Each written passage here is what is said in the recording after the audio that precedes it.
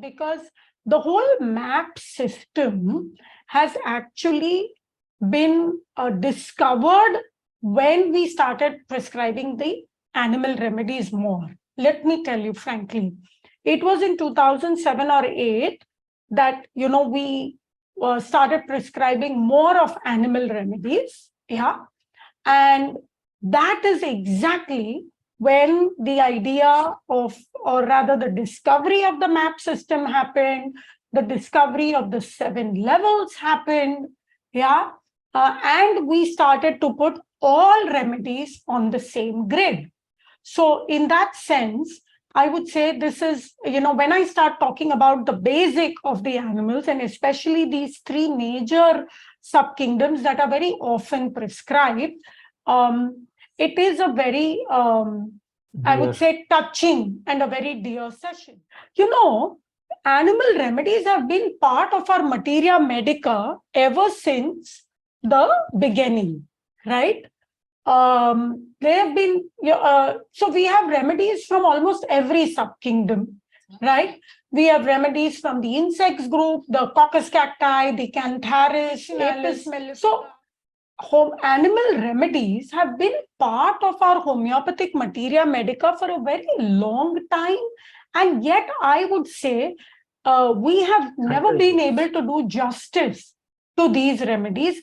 And even Sachindra and I, when I say we, it was collectively, but even Sachindra and I had hardly done justice to these remedies until 2007 and 8, when we started to see more and more of these remedies.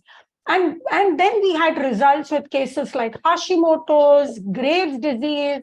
So these are the thyroid, hypothyroid, severe rheumatisms that were being treated with methotrexates and steroids, severe asthmas that were being treated with steroids, certain fatal cancer cases, end-stage cancer cases, of course, eczemas, very, very severe eczemas, psoriasis, migraines, severe anxieties, depression, neurosis, epilepsies. So we had a range of pathologies that we ended up treating with animal remedies. So then I started to look into why is it that I had missed these animal remedies before? And what is it that I can learn so that I don't miss animal prescriptions later? So before even going to reptile, mammal, or bird, I want to explain you why we end up missing these remedies. And the reason is, we've always looked at animal remedies with a very negative perception. Yeah.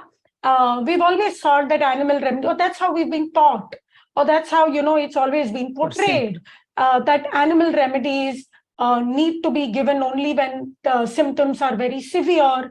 Animal remedies need to be given when there is a lot of jealousy, competition, violence, rage, or things like animal remedies are very tubercular to syphilitic miasm.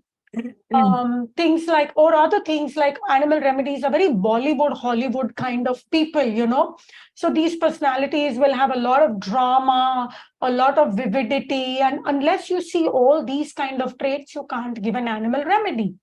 Or that an animal remedy can cause a lot of aggravation. Fatal aggravation. Absolutely. And what I realized, having now worked with a lot of animal cases, animal remedies, and seeing great results, is that none of this is true. Some of it, yes, but not all. In fact, there is a whole lot of other side to animal remedies that we have always missed. Because, remember one thing, provings are extremely good, provings are extremely essential, but provings are one-sided. Because provings only give you symptoms.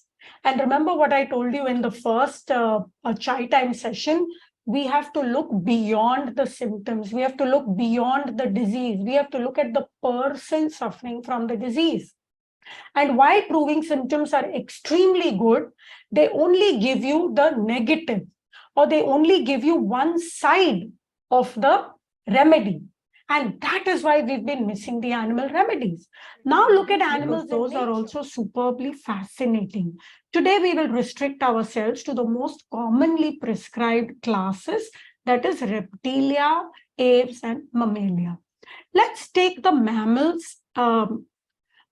Let's do the mammals and birds a little later.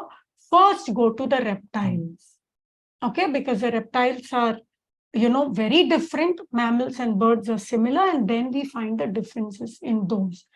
Now, what you know a lot about reptilian cases from old materia medica, that there is loquacity, they are vivacious, they are very charming, they are very seductive, they are, colorful personalities. You also know that there is choking. Yeah, they do not like to be choked or wear tight clothes. You also know that they are very clairvoyant. And you also know that there is a side to them which is very deceitful, strategic, malicious. Yeah, malicious, sorry.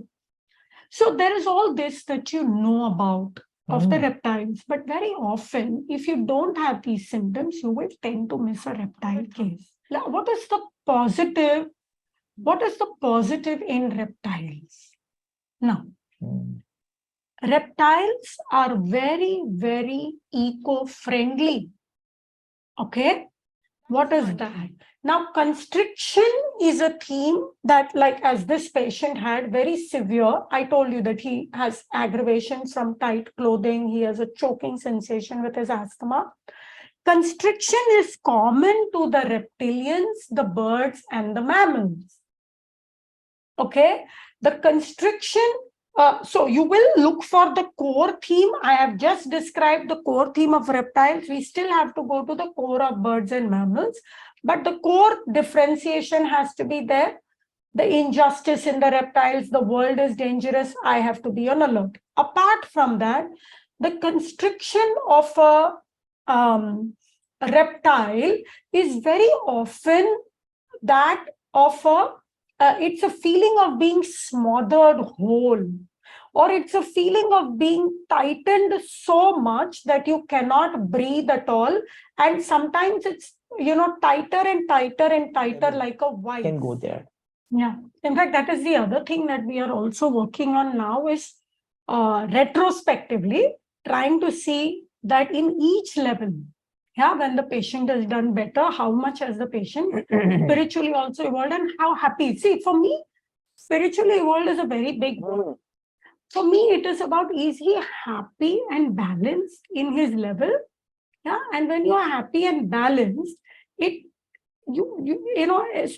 every level has its own spirituality. So that is what we are already retrospectively studying each one to see what happens and how much are they happy and spiritually evolved in that level. Yeah. And they need not talk about spirituality, but that inner awareness is most important. Right. Yeah. Yes. Please don't forget to bring your interesting cup. Any cup. It might be your old aunt's cup, your grandmother's cup. Doesn't have to be Emma Bridgewater. Yeah, it can be anything that you enjoy, because we would love to have a picture with everybody with their cups, because that has bonded us together over a cup of tea. So, some exercise, virtual tea cups and virtual tea meet. Yeah, see, our German friends are already having the cup with them. They're always prepared. Sarah also has. Yeah. So it's lovely to be far away, yet be connected.